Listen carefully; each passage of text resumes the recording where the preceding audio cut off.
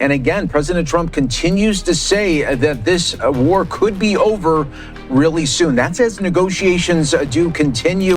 US President Donald Trump's Board of Peace has reportedly drafted a plan on phased disarmament of Hamas. It plans to share the document with Hamas in the coming weeks. Dunia sedang menahan napas menyaksikan sebuah plot twist terbesar dalam sejarah geopolitik modern. Siapa yang sangka Donald Trump, sosok yang dulu dikenal sebagai pendukung keras Zionis, kini justru membelakangi Benjamin Netanyahu dan mengutamakan perdamaian di Gaza lewat organisasi yang ia bentuk. Hal itu bermula saat Trump secara mengejutkan membentuk Dewan Perdamaian Gaza dan merangkul kekuatan besar dunia muslim termasuk Indonesia dan Pakistan. Ini bukan sekedar wacana, sebuah dokumen rahasia berisi 15 poin pelucutan senjata mulai disiapkan dan Netanyahu cemas setengah mati karena merasa sedang dikhianati oleh sekutu terdekatnya. Namun, guncangan tidak berhenti di situ. Survei terbaru mengungkapkan kenyataan pahit. Israel kini resmi menjadi negara paling tidak disukai di seluruh planet bumi. Sementara itu di dalam negeri koalisi Netanyahu sedang menuju kiamat politik dengan ancaman pembubaran parlemen. Mengapa Trump tiba-tiba berubah haluan? Bagaimana taktik kesepakatan parsial dengan Iran membuat Israel kocar-kacir? Siapkan diri kalian, karena kali ini kita akan membongkar detik-detik saat Israel resmi dikucilkan dunia dan ditinggalkan pelindungnya sendiri. Mari kita bedah tuntas hanya di video kali ini.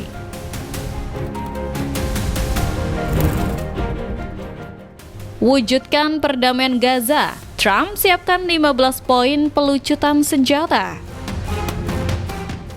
US President Donald Trump's Board of Peace has reportedly drafted a plan on phased disarmament of Hamas. It plans to share the document with Hamas in the coming weeks.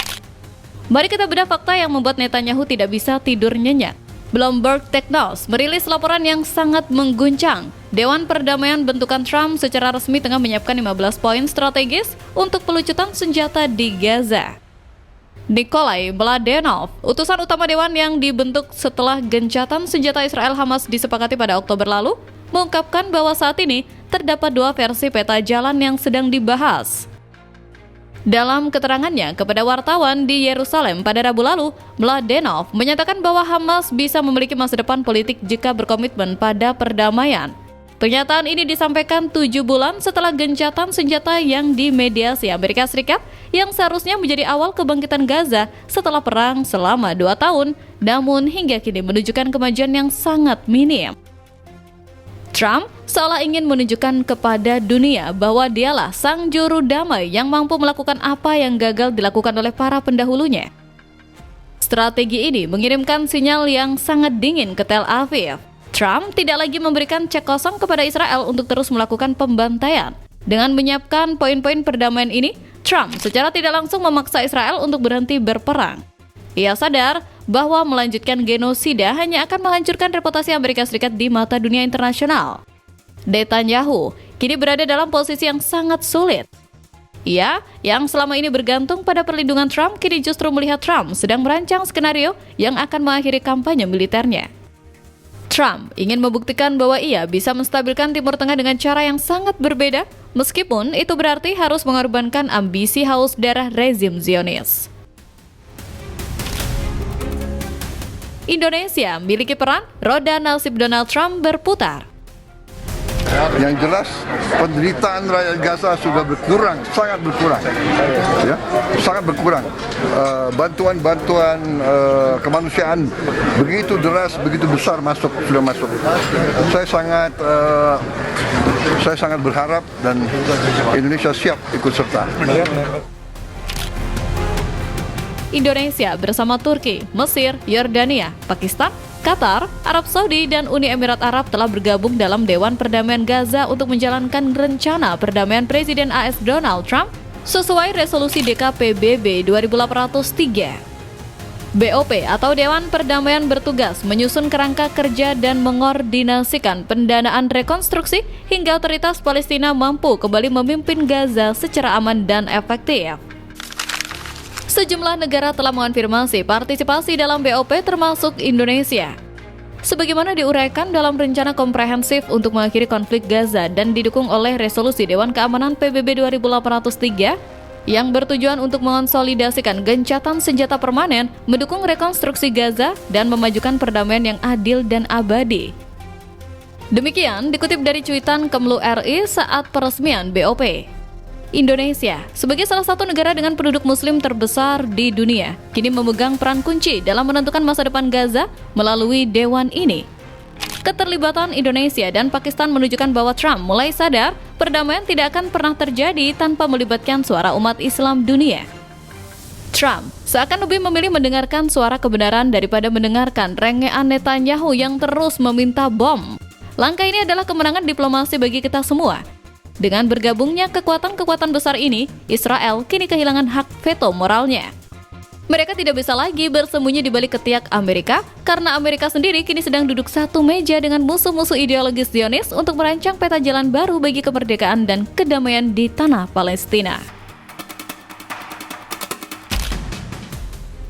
Israel ketakutan, Trump main mata dengan Iran.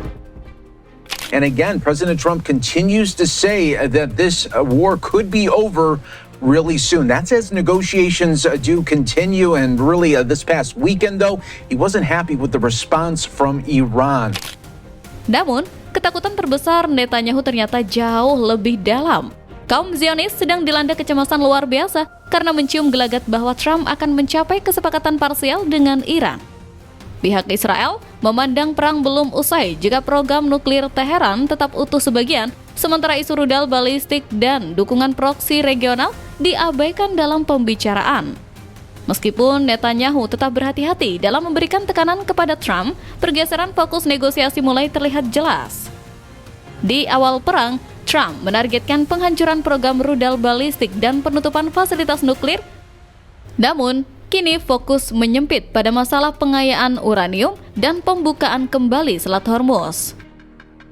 Perubahan ini juga tercermin dari pernyataan publik Perdana Menteri Netanyahu yang semula menetapkan 5 syarat ketat menjadi hanya satu prioritas utama. Bahkan, Netanyahu mulai berpikir untuk tidak bergantung pada Amerika Serikat. Netanyahu tentunya merasa dikhianati secara total.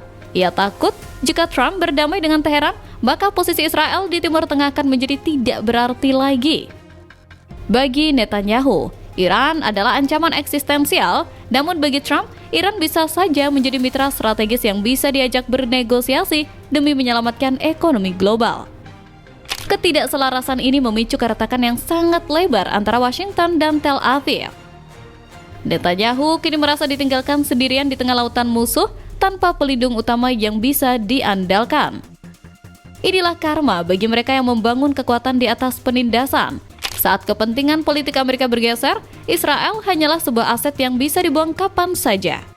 Trump yang pragmatis mulai melihat bahwa Netanyahu adalah beban sejarah yang harus segera disingkirkan demi mencapai deal besar dengan Iran dan dunia Arab. Israel kini benar-benar sedang menghitung hari menuju kesendirian diplomasi yang menyakitkan. Israel dikucilkan dunia, runtuhnya parlemen semakin nyata. Yair Lapid is calling for early elections and the dissolution of the Israeli parliament as soon as next week.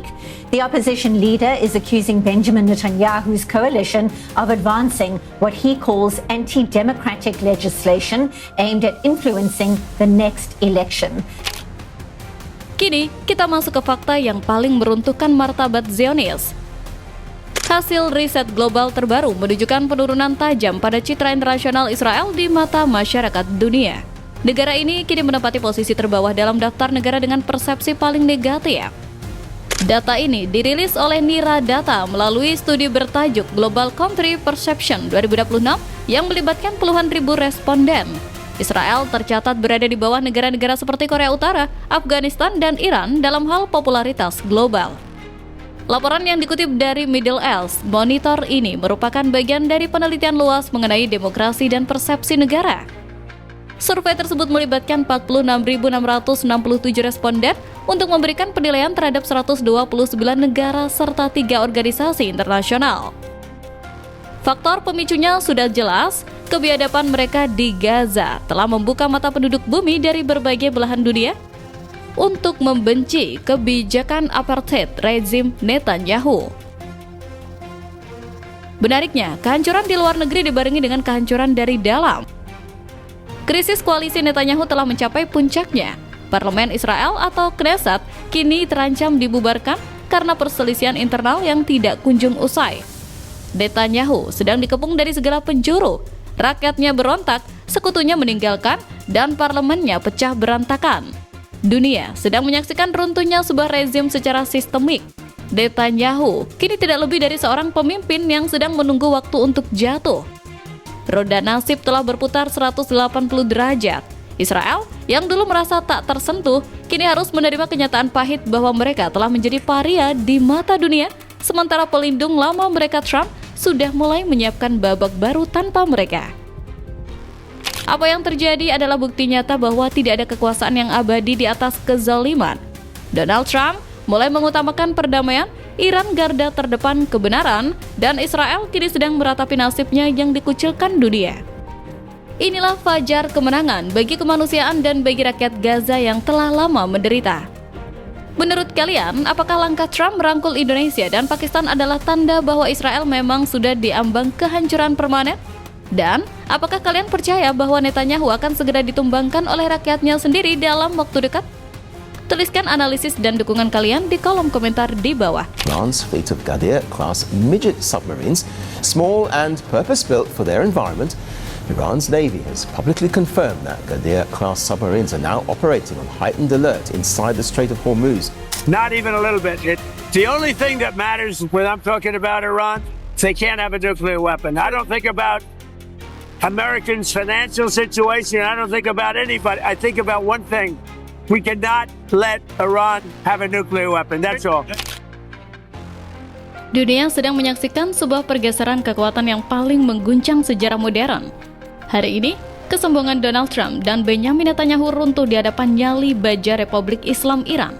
Apa yang selama ini dianggap mustahil, kini terjadi tepat di depan mata kita. Uni Eropa resmi mengamuk dan menjatuhkan hukuman berat kepada warga Israel.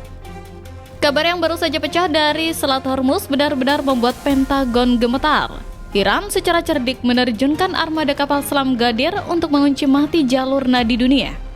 Trump dilaporkan mencak-mencak, meledak dalam amarah yang tak terkendali kepada media-media Amerika Serikat karena gagal menutupi kekalahan memalukan mereka di medan tempur. Namun, kegilaan tidak berhenti di situ.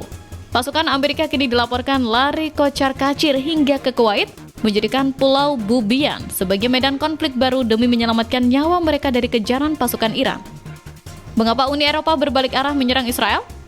Dan, benarkah Trump lebih peduli pada nuklir Iran daripada penderitaan ekonomi rakyatnya sendiri yang kini sedang sekarat? Siapkan diri kalian, karena kali ini kita akan membongkar detik-detik runtuhnya hegemoni Zionis di bawah kaki para pejuang keadilan. Mari kita bedah tuntas hanya di video kali ini.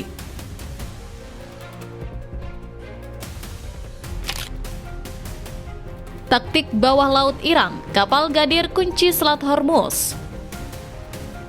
They're called the Persian Gulf Dolphins, Iran's fleet of Ghadir-class midget submarines, small and purpose-built for their environment. Iran's Navy has publicly confirmed that Ghadir-class submarines are now operating on heightened alert inside the Strait of Hormuz, deployed in operational positions, conducting surveillance, tracking and combat preparation missions. Mari kita lihat fakta yang membuat Angkatan Laut Amerika Serikat tidak bisa tidur nyenyak. Kompas TV merilis laporan yang sangat mengguncang.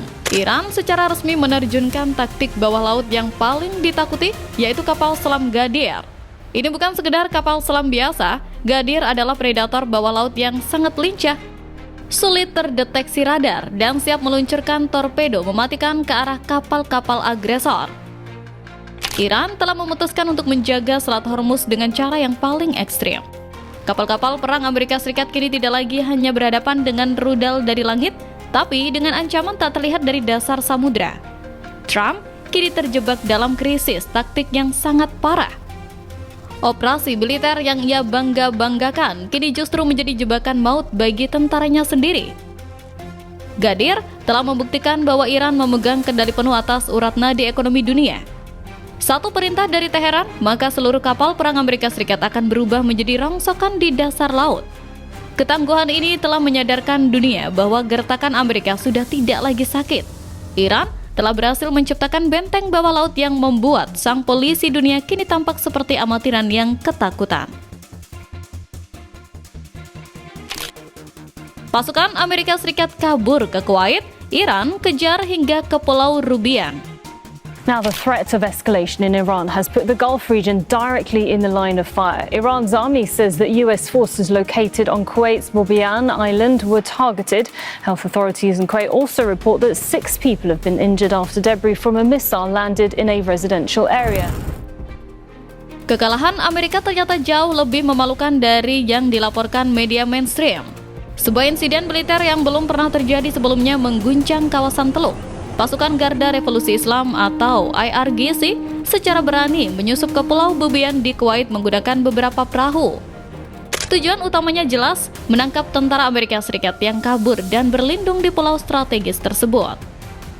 Pasukan Amerika Serikat kini dilaporkan lari kocar-kacir mengejar perlindungan hingga ke wilayah Kuwait. Mereka mencoba bersembunyi di Pulau Bobian, menjadikannya medan konflik baru demi menghindari amukan langsung dari Garda Revolusi Iran. Namun, jangan harap mereka bisa lari dengan tenang. Iran telah menegaskan bahwa tidak ada tempat yang aman bagi para penjajah.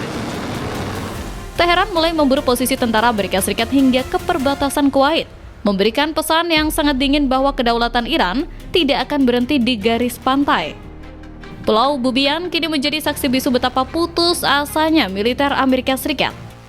Mereka yang dulu datang untuk menyerang, kini hanya bisa bertahan sambil gemetar ketakutan menanti kiriman drone dan rudal dari Teheran. Takdir sedang bekerja. Sang penindas kini sedang merasakan apa artinya diburu hingga ke ujung dunia.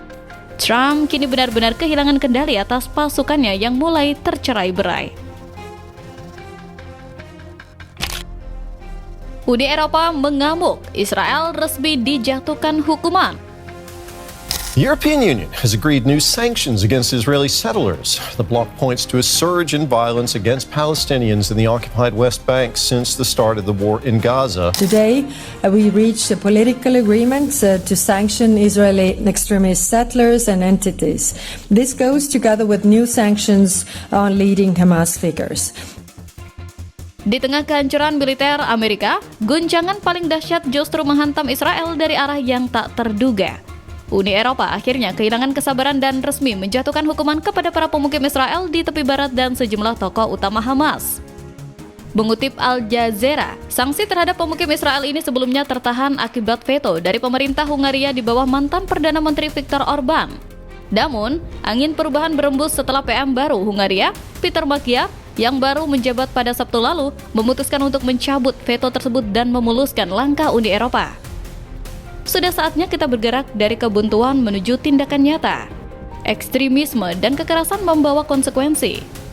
Kata Kepala Kebijakan Luar Negeri Uni Eropa, Kaja Kallas melalui unggahan di media sosial setelah kesepakatan tersebut tercapai. Ini adalah momen bersejarah di mana Eropa yang selama ini menjadi tameng diplomatik Israel mulai berbalik arah. Hukuman ini diberikan sebagai respon atas kebiadaban yang tak kunjung henti di tanah Palestina. Eropa kini menyadari bahwa membela Israel hanya akan menghancurkan reputasi moral mereka sendiri. Netanyahu kini pusing 7 keliling. Ia tidak hanya menghadapi gempuran drone Hizbullah yang membuat pasukannya kalang kabut di utara, tapi kini ia harus menghadapi sanksi ekonomi dari sekutu dekatnya sendiri. Hizbullah telah membuktikan bahwa mereka mampu melumpuhkan pertahanan Israel dengan teknologi drone yang cerdik. Netanyahu kini terjepit di antara amukan perlawanan fisik dan isolasi diplomatik global. Dunia kini sedang bersatu untuk menghentikan kegilaan Zionis, dan sanksi dari Uni Eropa adalah paku terakhir di peti mati hegemoni Israel di tanah Arab.